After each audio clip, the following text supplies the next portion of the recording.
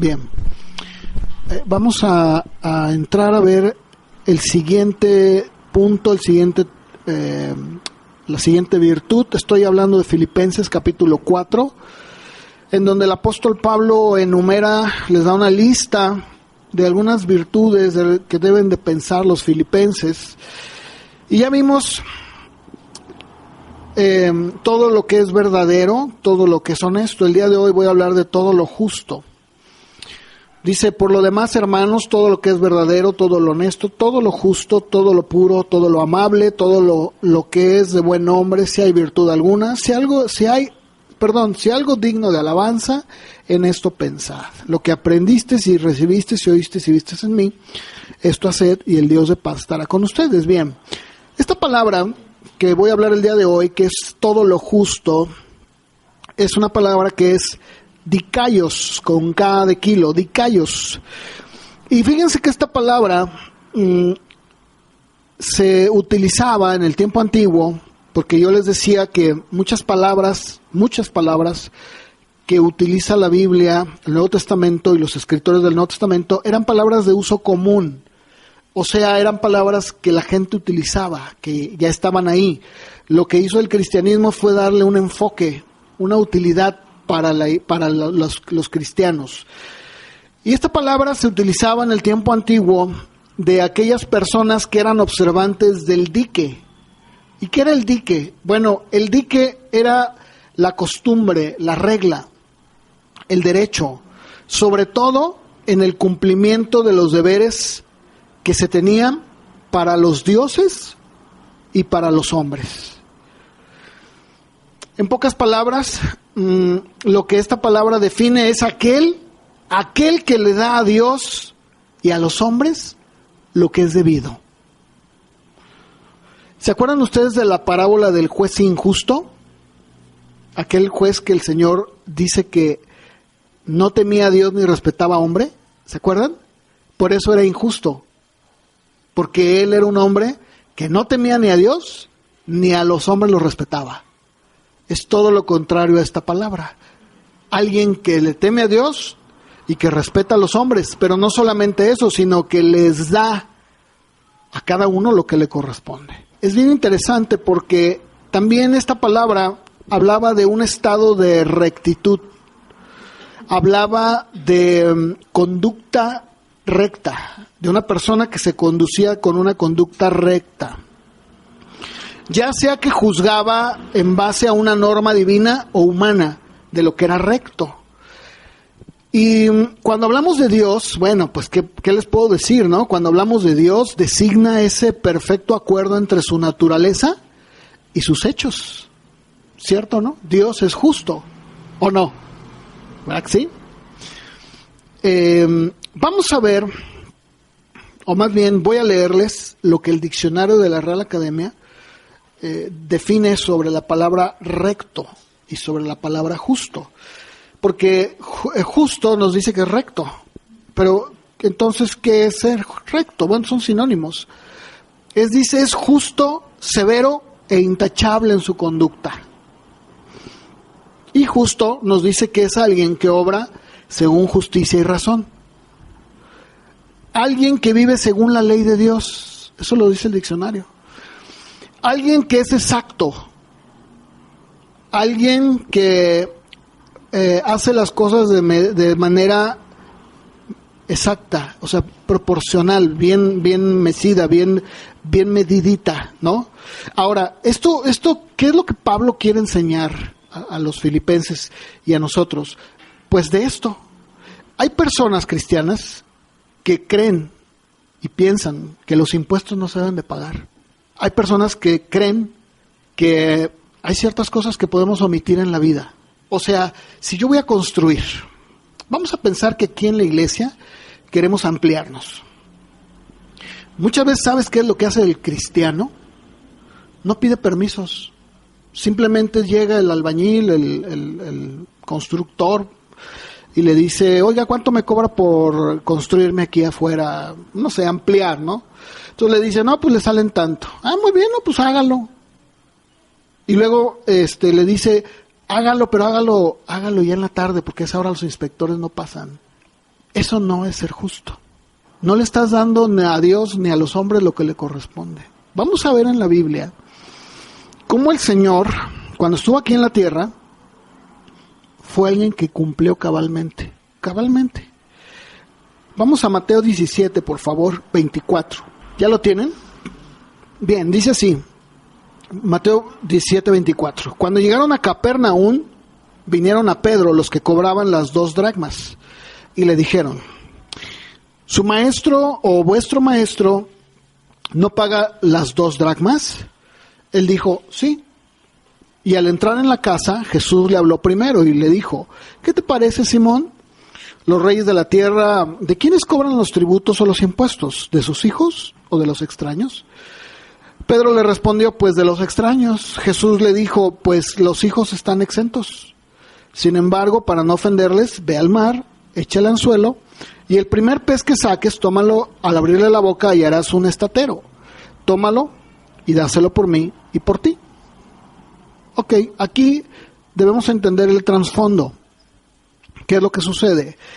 Este impuesto que se le pide al Señor era algo que en la ley, en Éxodo 30:13, se había establecido. Era un impuesto que se le daba al templo, porque el templo tenía gastos de mantenimiento muy grandes. Imagínense ustedes que, por ejemplo, todas las mañanas tenía que haber sacrificios, y en las tardes también. Entonces se ofrecía el cordero de un año. Pero no solamente se ofrecía el cordero, se ofrecía también con vino, con harina, con aceite. El incienso que se quemaba todos los días tenía que comprarse y prepararse. Las cortinas del templo se tenían que arreglar, incluso reponer. La ropa de los sacerdotes, escuchen, la ropa de los sacerdotes eran carísimas. Las vestiduras del sumo sacerdote costaban no menos que el rescate de un rey. O sea, todo esto tenía que cubrirse. ¿De quién? Pues del pueblo. Entonces, la ley decía que todo varón judío de 20 años para arriba tenía que pagar el impuesto anual del templo, de medio ciclo. Entonces, aquí vienen a pedirle ese impuesto. Y díganme cuál es la actitud del maestro. ¿Qué hizo él? ¿Qué les dijo? ¿Hubo un reproche? Sí lo hubo. Sí lo hubo. Pero, ¿qué hizo él? La palabra que utiliza ahí, porque cuando dice para no ofender a nadie, el Nuevo Testamento usa siempre un verbo para la palabra ofender, que es escandalizein. Y el nombre ofensa es escandalón. Estas dos tienen un sentido muy especial porque nunca, escuchen, nunca se utilizaba con el sentido de insultar o molestar a nadie, como lo dice ahí, no. ¿Saben ustedes que lo que en realidad significa esa palabra es: no quiero ser una piedra de tropiezo para que alguien vea mi actitud y hable mal? Ahora sí, entendiendo estas palabras, ¿qué es lo que el maestro en realidad está diciendo? Que no quería ser un mal ejemplo para nadie. Y eso es exactamente lo que nosotros, como hijos de Dios, debemos hacer. O sea, no debemos nosotros solamente cumplir y decir: ay, pues lo voy a hacer. No. ¿Sabes por qué lo hago? Porque yo no quiero ser una piedra de tropiezo. O sea, que el vecino se entere que el agua la debo y ay, nunca pago. Eso no está bien. ¿Qué pensaría, díganme ustedes, qué hubiera pasado si la gente en el tiempo de Jesús, o si Jesús se hubiera permitido actuar de esa manera? ¿Qué hubieran pensado los demás del maestro cuando él iba y les predicaba? Dicen: no, pues mira, todo está muy bien, pero tu maestro anda muy mal. ¿Por qué? Pues porque es igual que los fariseos, dice, pero no hace. ¿Cómo? Claro, pues ¿no viste que él no paga los impuestos? Ahora, déjenme ir un poco más allá, porque ¿saben ustedes que, por ejemplo, el Evangelio de Mateo se escribió entre los años 80 y 90 después de Cristo? La pregunta es: ¿por qué incluyeron esta escena siendo que el templo ya ni existía? El templo se destruyó en el año 70, no quedó nada. Entonces, ¿para qué pusieron esta escritura en medio de una situación donde los judíos pues ya estaban en una diáspora? O sea, ahí estaban repartidos por todos lados. En el templo, pues ¿cuál templo? Ya no había templo. Pero sin embargo el Espíritu Santo, y esto es bien importante, el Espíritu Santo permitió que esta escritura se pudiera poner ahí con un propósito. ¿Saben cuál es ese propósito? Que nosotros, y en este caso los primeros discípulos, pudieran también ser personas justas. Déjame decirte que ese impuesto, que después ya no tenía sentido, pues resulta que uno de los emperadores romanos, que se llamó Vespasiano, él decretó que se siguiera tomando ese impuesto. ¿Con qué fin? Pues ese dinero se mandaba a la tesorería del templo de Júpiter en Roma. Entonces aquí había un problema. Pues muchos de los judíos y cristianos se sentían tentados a rebelarse y decir, no hombre, yo no voy a dar, va a dar a Júpiter. Pero sin embargo, el Espíritu Santo permitió que fuera así. ¿Por qué? Porque hace un momento mi mamá decía una verdad, que se ha abusado mucho de ella. ¿Cuál es? Tú dalo, lo que hagan con él es su problema. Claro, yo debo de decir que desafortunadamente, pues se ha abusado de eso también. ¿Por qué? Porque por el otro lado, hay muchas personas que en las iglesias dan y siguen diciendo, no, mira, total, pues que aun cuando ellos saben que el pastor lo está usando de una manera totalmente incorrecta y que se está abusando del dinero, dicen, no, tú dalo. Bueno, ahí creo que sí debemos de hacer una pausa, pero el espíritu de lo que decía mi mamá es muy cierto. O sea, tú dalo. Aquí, ¿qué es lo que se está enseñando? Esta historia, el Espíritu Santo la permite plasmar en los evangelios con el fin de que los cristianos de los primeros siglos, por muy desagradable que les resultara, tenían que asumir sus obligaciones como ciudadanos. Y a nosotros también nos dice que como cristianos y buenos ciudadanos debemos ir de la mano. ¿Me explico? O sea, no puede ser que alguien sea un buen cristiano y un mal ciudadano. No debe ser. Porque entonces estamos siendo tropiezo para los demás. El cristiano que se exime de sus obligaciones, de una buena ciudadanía, no solamente está fallando como ciudadano, sino como cristiano. Vamos a Mateo 22:15, por favor. ¿Lo tienen? Bien, dice, entonces se fueron los fariseos y consultaron cómo sorprenderle en alguna palabra. Y le enviaron los discípulos de ellos con los herodianos, diciendo, Maestro, sabemos que eres amante de la verdad, que enseñas con verdad el camino de Dios, que no te cuidas de nadie, porque no miras la apariencia de los hombres. Dinos pues, ¿qué te parece? ¿Es lícito dar tributo a César o no? Pero Jesús, conociendo la malicia de ellos, les dijo, ¿por qué me tientan, hipócritas? Mostradme la moneda del tributo. Y ellos le presentaron un denario. Entonces les dijo, ¿de quién es esta imagen y la inscripción? Le dijeron, de César. Y les dijo, dad pues a César lo que es de César y a Dios lo que es de Dios. Es una escritura muy conocida. Aunque tal vez en el contexto estamos viendo que lo iban a tentar. Sin embargo, a pesar de todo, el maestro respondió de una manera muy clara. Y que dijo, no, a ver, pues ¿de quién es la moneda? No había forma. Aquí estamos hablando del tributo romano, que era muy distinto al de su momento. Y sin embargo el Señor lo dejó muy en claro y dijo, no. Dale al César lo que es del César. Y a Dios dale lo que es de Dios. Eso es ser justo. Alguien que le da a Dios lo que es de Dios y a los hombres lo que es de los hombres. En Romanos capítulo 13, todo el capítulo 13 nos habla precisamente Pablo de cómo nosotros debemos de someternos a nuestras autoridades. Y si ustedes leen en el verso 1, dice claramente que no hay autoridad sino de parte de Dios. Y las que hay por Dios han sido establecidas. Entonces, nosotros debemos entender que aunque nos guste o no nos guste, o si es de mi partido o no es de mi partido, yo me tengo que someter y tengo que rendirle respeto, tengo que pedirle a Dios, como lo vamos a ver más adelante, por esa autoridad. Aquí dice Pablo en el verso 2 que quien se opone a la autoridad, y claramente está hablando de autoridades civiles, dice, a lo establecido por Dios resiste, y los que resisten acarrean condenación para sí mismos. Verso 3, porque los magistrados, ahí claramente está hablando de los magistrados que existían para darle a la gente audiciones y escuchar veredictos, bueno, como el día de hoy los magistrados y los jueces, dicen, no están para infundir temor al que hace el bien, sino al malo. Sí es cierto, ¿no? ¿O no? Pues, por ejemplo, si tú vas caminando por la calle y va la patrulla, la policía, ¿a poco te da miedo?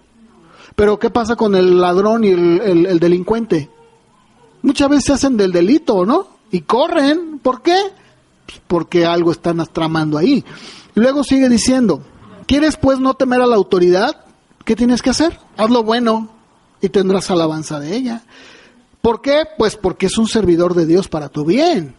Pero si haces lo malo, pues teme, porque no en vano llevan la espada, ¿verdad? Los soldados, la autoridad, a los que mandaban, y es un servidor de Dios. ¿Qué? Ese hombre que venía con la espada a traer justicia y a someter en orden, a traer calma, ¿es una autoridad de Dios? Claro que sí. A mí no me importa si a mí, por ejemplo, me detiene un policía de tránsito y si es bigotón, si es prieto, si es gordo, si es chaparro, si está guapo, si está bonito. A mí eso no me importa. Es una autoridad. ¿O no? Y yo tengo que someterme. Hay unos cristianos que sí practican la mordida. La practican. Y dicen, bueno, pues le tuve que dar ahí 50 pesitos para que no me dijera nada. No, terrible. Está siendo piedra de tropiezo. ¿Qué está diciendo Pablo? Bueno, pues si cometiste una infracción, Señor, pues ni modo, la tengo que pagar. Es más, el día de hoy incluso dan hasta el 50% de descuento. Te dan ciertos días. Te dicen, mira, si usted paga en 5 días hábiles, le cuesta a usted la mitad. Fíjate. Y hay unos que ni eso. Y luego sigue diciendo, por lo cual, verso 5, es necesario estarle sujetos. No solamente por razón del castigo, o sea, no solamente por lo que te puede hacer, sino por causa de la conciencia. Fíjate qué importante es esto. Estamos en una cultura, hay que decirlo, muy corrupta, hermanos. Corruptísima. O sea, todo se mueve con mordida. Pero no porque eso suceda, yo voy a participar de ella. No. Bueno, pues yo me someto a mi autoridad. Y saben ustedes que cuando uno se somete a la autoridad, sobre todo en un país como el nuestro, les da un coraje. Que dicen, no, mira, pues aquí nos arreglamos. No, señor, yo admito mi culpa y hágame la infracción. Mire, pero pues, se va a tardar y mire el trámite, las filas, usted sabe. Pues ahorita, mira aquí, ¿verdad? Incluso hasta ahí hay 2 personajes en la tele que describen muy bien estos tipos de policías, ¿no? Y le digo, pues la del Puebla, o sea, haciendo alusión a que les des la mitad y todo se arregla. Hermanos, no lo hagamos, no, porque aquí Pablo precisamente dice, no lo hagas, sujétate porque son puestos por Dios. Y luego sigue diciendo en el verso 6, por esto pagan también tributo, porque de los tributos les pagaban a los soldados, ¿verdad? ¿Por qué? Pues son servidores de Dios, sí, son servidores de Dios, pero ni cristianos son instrumentos en las manos de Dios para ejecutar ley, y por lo tanto son servidores.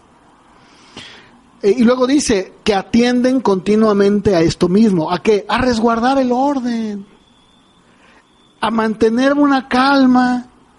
Y luego ya en el verso 7 lo dice más claro, paguen a todos los que le deben. Tributo, pues tributo. Impuesto, pues los impuestos. Respeto, respeto. Honra, pues honra. Pero dicen, no le deban a nadie nada, sino el amarse unos a otros. Porque el que ama al prójimo, pues ha cumplido la ley. Entonces, la primera impresión que podemos nosotros tener de este pasaje es precisamente el que un cristiano se someta al poder civil. Pero fíjense que esto no es único de Pablo, porque Pablo lo escribe. Vamos por favor a ver otra escritura de Pablo y luego vamos a ver a Tito y a Pedro.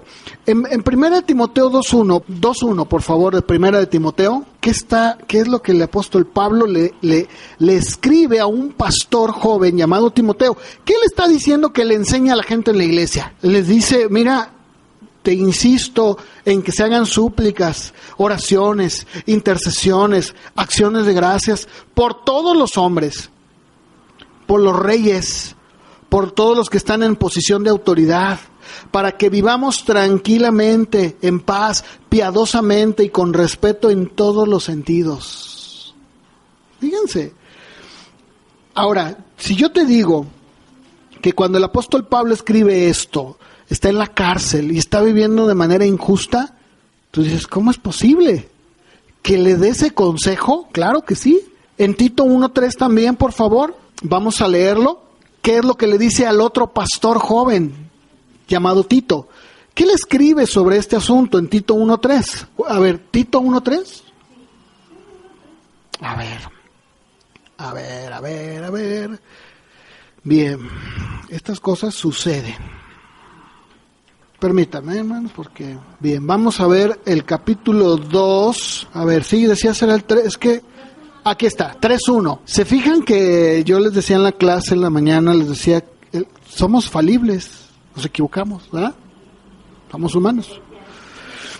Incluso fíjense, en el verso 2, de ahí mismo, sigue diciéndoles, dice, recuérdales que se sujeten a los gobernantes, autoridades, que obedezcan, que estén dispuestos a toda buena obra, que a nadie difamen, que no sean pendencieros, amables, muéstrense en toda mansedumbre con todos los hombres.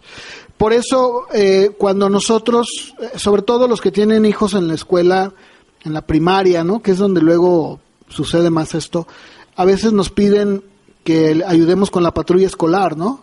Y algunos, no, yo no quiero, yo no puedo, ¿verdad? Algunas veces puede ser que sea cierto, ¿no?, que alguien no puede, pero debemos de participar. Si en la colonia se pone de acuerdo la cuadra, ¿verdad?, y el ayuntamiento, porque sí sucede, dice, vamos a darles pintura, organícense, pues organízate. ¿Sí me entiendes? O sea, eso es bueno, eso es de testimonio. El no hacerlo es piedra de tropiezo.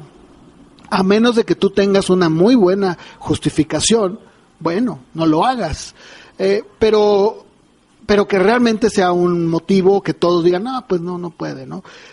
Pero siempre el participar, el ser una persona que está siendo, pues de esta manera, con un buen testimonio, es ser justo, porque le estás dando a Dios y a los hombres lo que les corresponde.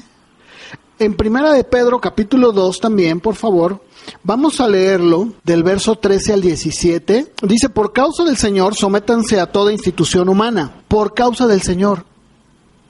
¿A qué quiere decir eso? Pues, por causa del testimonio, por el Señor.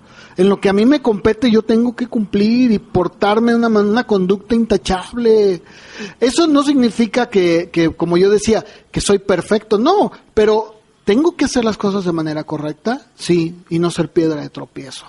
Dice, sométanse a toda institución humana, al emperador como al jefe supremo, a los gobernantes que él envía para castigar a los que obran mal. ¿Se fijan que es lo mismo que dijo Pablo en Romanos 13? Y también recompensar a los que hacen el bien.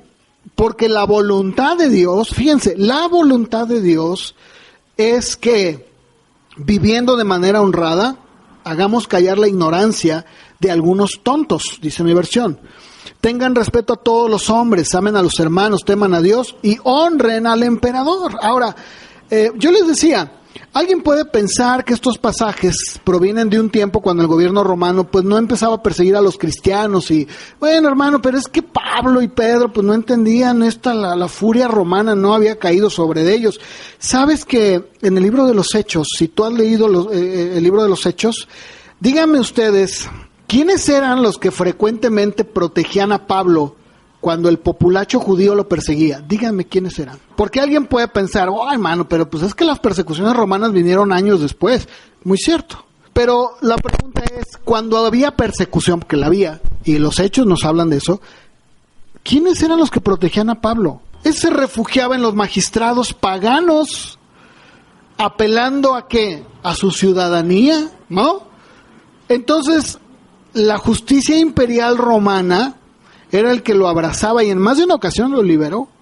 Es más, cuando los judíos habían hecho ya un plan para matarlo, él dijo, apelo a César. Pues apelas a César, apelaste, a César vas. Pero sin embargo, déjenme, rápidamente voy a citar algunos escritos de algunos padres de la iglesia que siglos después estaban viviendo persecuciones tremendas, y escuchen lo que escribieron. Justino Mártir, que fue un padre apologista de la iglesia del siglo I, escribió en su carta Apología 1.17 lo que sigue. En todas partes estamos más dispuestos que nadie y nos esforzamos por pagar a los funcionarios que asignan los impuestos ordinarios y extraordinarios, como Jesús nos ha enseñado. No damos culto nada más que a Dios, pero en otros respectos servimos de buena gana. Reconocemos a los reyes y gobernantes y oramos para que con su poder real se nos conceda un juicio sano. Estamos hablando de tiempos de persecución tremenda. Atenágoras fue un filósofo cristiano apologista del siglo II y en su carta llamada Súplica a favor de los cristianos, en el capítulo 37 escribió lo siguiente: merecemos consideración porque oramos por su gobierno, para que puedan recibir el reino de la manera más justa, el Hijo del Padre, porque acuérdense que había sucesión de padre a hijo, ¿no? Y que su imperio aumente, que se acrecente hasta que toda la humanidad les esté sujeta.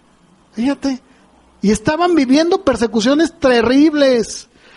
Tertuliano, padre también de la iglesia y escritor del siglo II, en su carta Apología número 30, él escribe y dice así: ofrecemos oración por la salud de nuestros príncipes a nuestro Dios eterno, verdadero y vivo, cuyo favor ellos deben desear más que ninguna otra cosa. Sin cesar, por todos nuestros emperadores ofrecemos oración.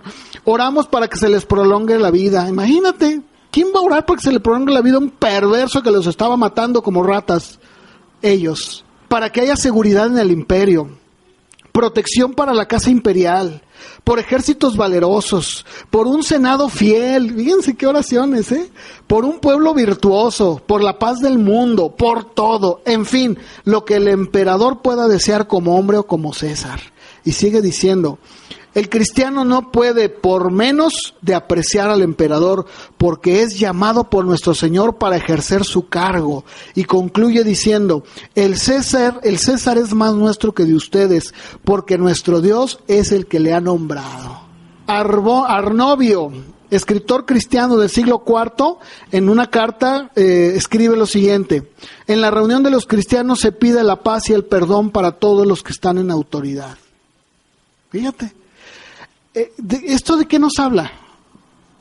Gente justa, ¿verdad? Gente justa, que reconocían la enseñanza de la iglesia cristiana como un mandamiento de obediencia, de orar por el poder civil, aunque éste estuviera personificado por un Nerón. ¿Qué estamos viendo aquí en la palabra? Si los impuestos los utilizan, que sí los utilizan, para gastos excesivos, bueno, eso es su problema. A mí me compete someterme, obedecer, pagar mis impuestos. Hace tiempo, no sé si ustedes se acuerdan, pero hace tiempo les comenté de un caso verídico. Yo lo vi, de una familia que tenía un negocio muy próspero, un negocio muy grande. Y este hombre me preguntaba, cristiano, me decía, oye Luis, fíjate que no he pagado impuestos de mi negocio. ¿Se acuerdan que se los platiqué? Y bueno, está en la calle, no tiene nada. Porque el profeta de su iglesia le dio el consejo que no pagara impuestos, porque los impuestos van a dar a un sistema diabólico, terrenal. Usa los impuestos, dalos acá, ¿verdad? Ya saben, ¿no? Siguió el consejo de este profeta y lo llevó a la ruina. Ahora, yo he conocido así como a esta familia que así la conocí muy bien, he conocido de otros que también tienen ese pensamiento tonto, perdónenme que lo diga así, que no, yo no pago, yo no tengo por qué pagar, eso es del diablo. Por favor, hermanos, es una tontería que a la luz de la Biblia no corresponde. Sí, o sea, esa es una tontería, es como el caso de esta famosa Nueva Jerusalén, ¿no? En donde los niños no, ellos deben de recibir educación, pero de aquí, de nosotros. Hermano, ¿qué es eso? Cuando nosotros vamos a llevar a nuestros hijos, bueno, ustedes saben que sí hay situaciones en donde no debemos, no, porque eso sí violenta la palabra, como por ejemplo Día de Muertos, Halloween, participar en cosas que atentan completamente, no, ahí es otra situación. Pero el que mi hijo saluda a la bandera, que mi hija salga de Adelita y bueno, pero que no violente, que se someta. Claro, tiene que someterse. Ustedes saben que los libros de texto, ¿de qué hablan? Cuando hablan acerca del origen de la vida, ¿qué dicen? De la evolución. Bueno, pues nuestra responsabilidad en casa es ¿qué? Enseñarles. Dicen, no, mira, ¿verdad? Pero nos sometemos a las autoridades. Ahí van nuestros hijos.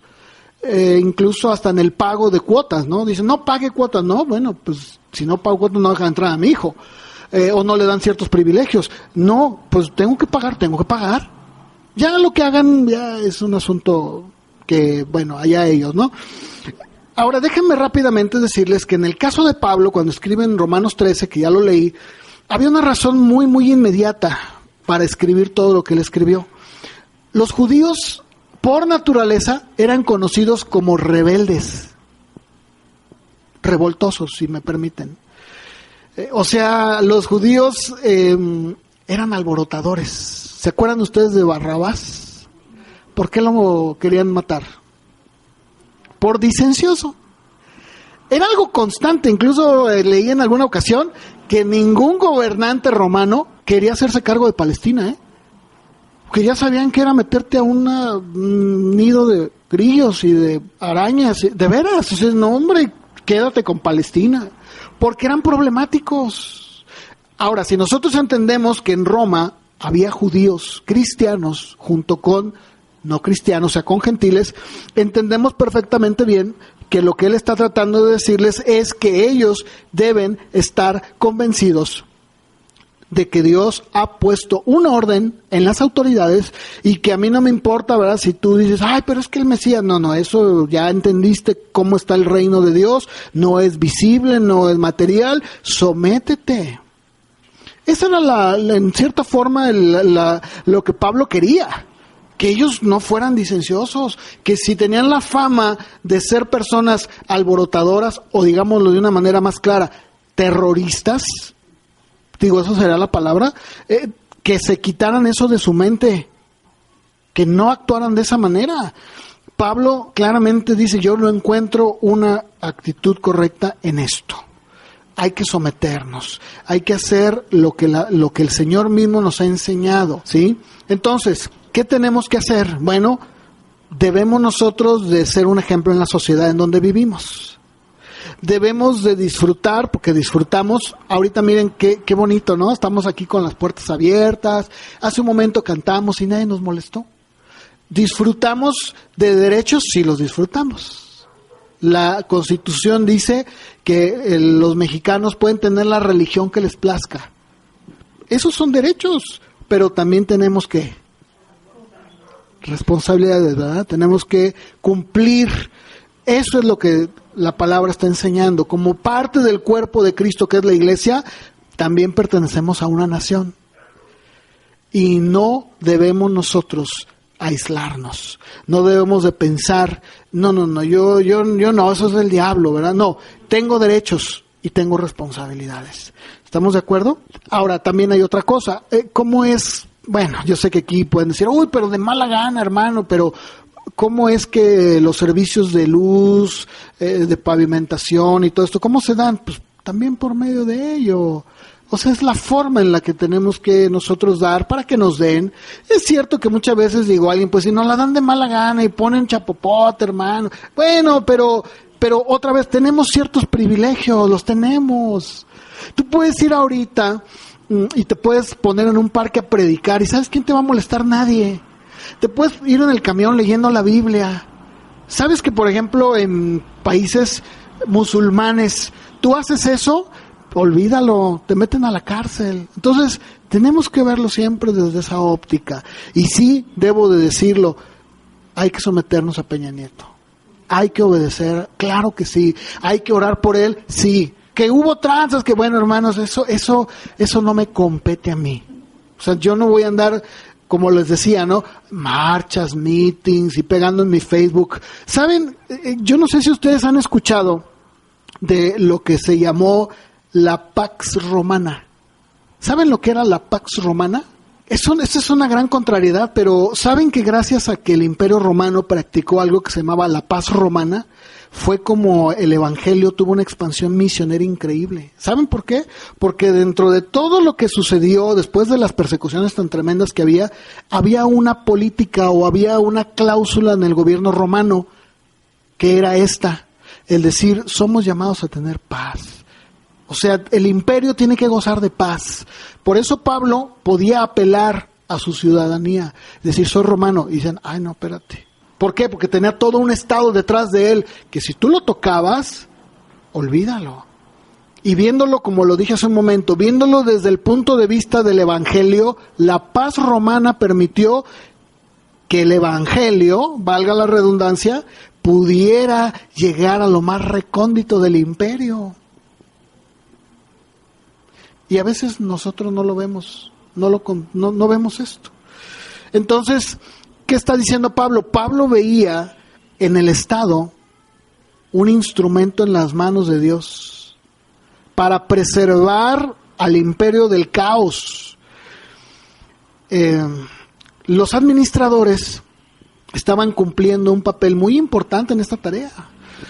Y bueno, pues ya más adelante, lógicamente, las persecuciones vinieron a ser como a menguar, el Evangelio penetró, se terminó por el año 300 más o menos con Constantino, pero no podemos negar que todo esto se debió a ¿qué? Pues a la sumisión de los cristianos, la obediencia. Eso debemos de hacerlo nosotros. Voy a terminar solamente leyendo, tengo muchas cosas, yo creo que, no sé si terminarlo y continuar. ¿Lo continúo la semana que entra? ¿Están de acuerdo conmigo? ¿Hago continuación? Muy bien. Pónganse de pie. La semana que entra continuamos. Miren, denle gracias a Dios que no tenemos a un dictador loco, ¿no? ¿No es cierto? Un Castro. Dentro de todo gozamos de una paz. Derechos. Hermanos, esto nos lleve, o sea, de verdad, ¿no? Seriamente a pensar que debemos de cumplir. Si es en la iglesia, como yo decía, yo me maravillo, digo, mira Señor, cómo todo va encajando, ¿no? Si es en la iglesia, pues cumplamos en la iglesia, hermanos. A Dios hay que dar lo que es de Dios. Y al César, pues lo de César. Y Dios, cuando nosotros cumplimos y somos justos, Dios bendice. Dios bendice, porque estás obedeciendo. Así es de que, bueno, vamos a orar. Señor, te damos gracias por tu palabra. Ayúdanos a poder llenar nuestra mente de todo lo justo. Si hay que pagar algún impuesto, ya sea municipal, federal, no sé, o lo que tenga que ser, yo en realidad no lo sé, pero tú, Señor, tú sí lo sabes, y cada uno que tú tratas, tú puedes traerle a cada uno esa responsabilidad. Tal vez si hay alguna actitud que está siendo piedra de tropiezo, pues debemos de cambiarla, porque entonces no estamos llenando nuestra mente de todo lo justo. Porque el llenar nuestra mente de estas virtudes es actuar en consecuencia, no es solamente llenarla. Te pido, Señor, que nos ayudes a cada uno a ser mejores hijos tuyos y como consecuencia mejores ciudadanos, independientemente, Señor, de quién está en el poder. Y yo te pido, Señor, por nuestro presidente, nuestro próximo presidente, el gabinete, senadores, diputados, todos los jueces que hay y todas nuestras autoridades. Sé con ellos, Dios. Bendícelos, guárdales, ayúdales, dales sabiduría para ser mejores, más justos. Gracias te damos, Señor, por todo en el nombre de Jesús. Amén.